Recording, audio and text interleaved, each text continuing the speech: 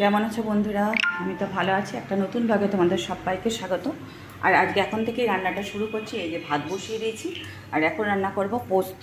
তা তোমাদের দাদা ভাই আজকে ছেলের কলেজ নেই, যেহেতু আজকে ডক্টরস ডে তোমরা জানো, তাই জন্য আজকে ওদের ছুটি, ওই জন্য যাবে না। তা যাই হোক, আজকে একটু দেরি করে, তোমাদের দাদা ভাই অবশ্য বেরিয়ে যাবে তাড়াতাড়ি, তা রান্না তো করতেই হবে। তাই ভাবলাম যে কী রান্না করি, পোস্তটাই করি। তাই যে পোস্ত কাটাকুটি তোমাদের দাদাভাই করে দিয়েছে।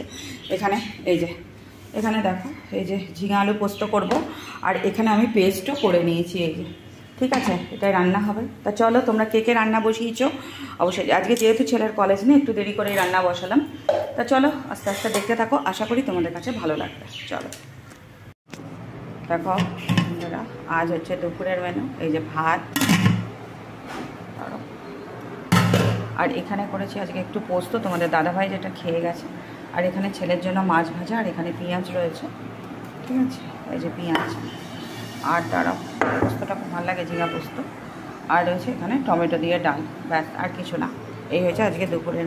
এখন হয়ে গেছে বন্ধুরা সন্ধ্যাবেলা। সন্ধ্যাবেলা একটু ঘুরতে যাবো, একদম রেডি হয়ে গেছি ব্যাগপত্র নিয়ে।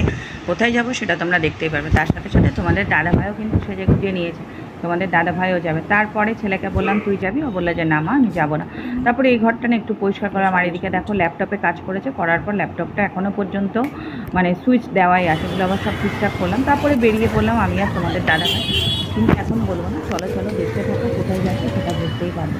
আসলে আমরা যাচ্ছি দুজনে মিলে একটুখানি রথের মেলা। আর রথের মেলাটা না আমাদের এখানে বেশ বড় করেই হয়, খুব বড় করে হয় রথের মেলা। তোমরা আগে যারা আমার ভিডিও দেখেছো তারা অনেক সময় ভিডিওতে, পুরনো ভিডিওগুলোতে দেখবে রথের মেলা, খুব বড় রথের মেলা হয় আমাদের এখানে মুকুন্দপুরে, বেশ বড় রথ হয়। আর রথের মেলার একটা সবচেয়ে বড় আকর্ষণ, সেটা তো জানোই, চারিদিকে মানুষের প্রচুর সমাগম হয়, মেলার থেকে বেশি। আর এত দোকানপাট বসে, এত খাবার দাবারের স্টল বসে, কিন্তু আমার এত অনেকটা ভেতরে থেকে আসা হয়ে ওঠে না। তোমাদের দাদাভাই আজকে ছুটি ছিল, তা চলে এসেছি। এখানে তো অনেক খাবারের দোকান বসেছে। আর রথের মেলার সবচেয়ে বড় যেটা আকর্ষণ হচ্ছে এখানে জিলেপি, গজা, এগুলো বেশ ভালো লাগে। তোমাদের দাদাভাই আগে আগে হাঁটছে, আমি বলছি একটু দাঁড়াও, কিন্তু সে না বাড়ি থেকে বলেই গেছে যে মেলার থেকে কিন্তু কিছু কেনা যাবে না। মেলার থেকে না কিছু কিনতে গেলে, যা সত্যি কথা তোমাদের, এগুলো অনেকটা সময় নিয়ে যেতে হয়। আর তোমাদের দাদাভাই তো আমাকে নিয়ে গেছে, সে এখন যাবে তার বন্ধুদের কাছে, সুতরাং আমাকে তো সময় দিতে গেলে তার অনেকটাই দেরি হয়ে যাবে। সেই জন্য আমি তোমাদের দাদাভাইয়ের সাথেই তাড়াতাড়ি করে করে হাঁটছি। আর এদিকে দেখো কত স্টল বসেছে, কত দাদাভাই দিদিভাইরা বিভিন্ন রকমের স্টল দিয়ে বসেছে। ভুট্টা কী কী নেই, ভুট্টা, ফুচকা, ঘুগনি, তারপরে বিভিন্ন রকমের জিনিস, খাবারের দোকান অনেক রকমের। এই যে দেখো কত গজা, তারপরে জিলেপি, বিভিন্ন রকমের দোকান। এখানে একটা দাদাভাই ভুট্টা নিয়ে বসছে। ভুট্টা তো আমার ভীষণ প্রিয়, তোমরা কে কে ভালোবাসো অবশ্যই কিন্তু কমেন্ট করো। আমি এখানে গেছি একটা জিনিসের উদ্দেশ্যে, সেটা তোমাদের সাথে পরে দেখাচ্ছি। তা দেখো এখানে এটা হচ্ছে মানে মেলাটা হচ্ছে অনেকটা বড় এরিয়া নিয়ে হয় আমাদের। পুরো মেলাটা কভার করতে গেলে অনেকটাই সময় লাগবে, আর ভিডিওটাও অনেকটা বড় হয়ে যাবে। আর এখানে দেখো ছোট ছোট বাচ্চাদের না বিভিন্ন রকমের খেলার জিনিস বসেছে। আমার না সেই আমার ছেলের ছোটোবেলার কথা খুব মনে পড়ে, কেন ও না যখনই মেলাতে আসতো তখন দেখতেন তো বেবলেট বলে কতগুলো জিনিস মানে খেলনা ছিল, সেগুলো প্রচণ্ড পরিমাণে কিনতো। যখনই আসতো মা এটা কিনে দাও ওটা, কিন্তু এখন দেখো বড় হয়ে গেছে, এখন বললেও কিন্তু আসে না। সময়ের সাথে সাথে না সবার কিছু কিছু পরিবর্তন হয়। আর ছেলেমেয়েরা যে কখন বড় হয়ে যায় না আমাদের চোখের সামনে দিয়ে, সেগুলো আমরা বুঝতেই পারি না।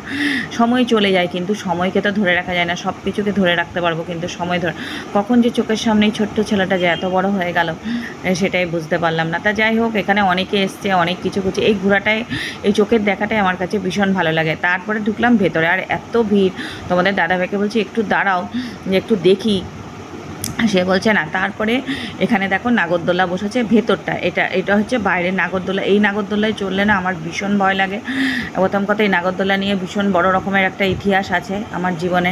একবার তো চড়েছিলাম তোমাদের দাদাভাইয়ের সাথে ঠাকুর দেখতে গিয়ে, সেই নাগরদোলা মাঝ রাস্তায় থামাতে হয়েছিল। আমার কি চিৎকার! সেই নাগরদোলা থেকে নেমে এই যোধপুর পার্কের পুজো দেখতে গেছিলাম, কি অবস্থা সেখানকার সবাই, যারা বড় বড় মানে কাকুরা সব এসে বলছে, তখন আমি ছোট ছিলাম, মানে কলেজে পড়তাম, তখন বলছে বসো বসো। তারপর ওরা জল টল দিল, তারপরে গিয়ে কী মাথা ঘুরানো, বমি। আর এখানে দেখো অনেক রকমের খেলনার দোকান বসেছে বিভিন্ন রকমের। তারপর এখানে একটা দোকানে আসলাম, সেই দোকানের মধ্যে তোমাদের দাদাভাইকে বলছি কি একটা হাত বুঝো তো, ওই যে কোনো দেখবে চুলকালে না লাগে, অনেক সময় দেখবে একখানা চুলকানো যায় না, যা সত্যি কথা।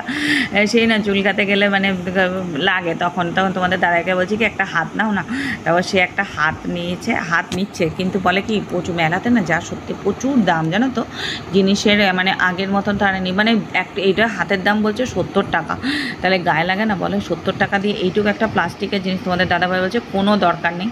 আর সে তো সব জিনিস একদম খুঁটিয়ে দেখে, তার এই একটা স্বভাব। মানে আমি যদি একা যেতাম আমিও তো কিছু দেখতাম, এই জন্য আমাকে ছাড়ে না, বলে যে না তোমাকে যেতে হবে না, আমিও যাও তোমার সাথে। অনেক কিছু জিনিস আছে বন্ধুরা, অনেক কিছু কিনতে ইচ্ছা করে, কিন্তু ওই যে মাঝে মাঝে ভালো লাগে, মানে তোমাদের দাদাভাইয়ের সাথে গেলে একটা সমস্যা হয়, মানে কি বলবো তোমাদেরকে। তা যাই হোক বেশ ভালোই লাগে মেলাটা ঘুরতে। তারপরে একটুখানি খাবার বলতে ওখানে ঘুগনি ফুচকা তো আমি এখন খাই না খুব একটা, অনেকের ফুচকা খুব ভালো লাগে, কিন্তু আমার না কেন জানি ফুচকাটা এখন খুব একটা পছন্দ হয় না। তারপর তোমাদের দাদাভাই আর কিনলো না। তারপরে ছেলে তো যায়নি, ওর জন্য একটু পাপড়ি চাট নেবো, আর এই পাপড়ি চাটটা না আমারও খুব ভালো লাগে, ছেলেরও খুব পছন্দ। তারপরে এখানে নারকেল দিয়ে দাদাভাই বেশ সুন্দর করে দিচ্ছে, আমরা যেহেতু পার্সেল নেব মানে প্লাস্টিকে করে, সে আর পাপড়ি চাটটা না খেতেও বেশ টেস্ট, বেশ টক দই চাটনি। পাপড়ি চাটের সবচেয়ে বেশি বিশেষত্বটা হচ্ছে চাটনিটা ভীষণই ভালো লাগে।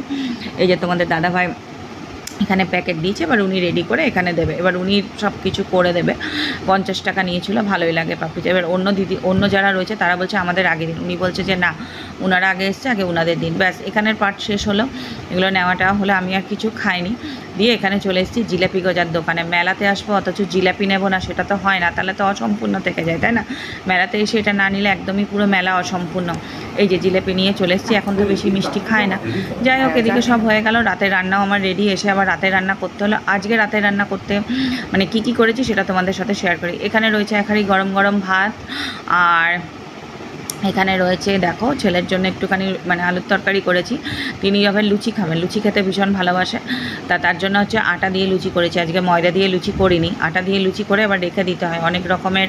আর আমাদের জন্য করেছি পমপ্লেট মাছ। এই যে তাই আজকের ভিডিওটা তোমাদের কেমন লাগলো অবশ্যই কিন্তু কমেন্ট করে জানিও।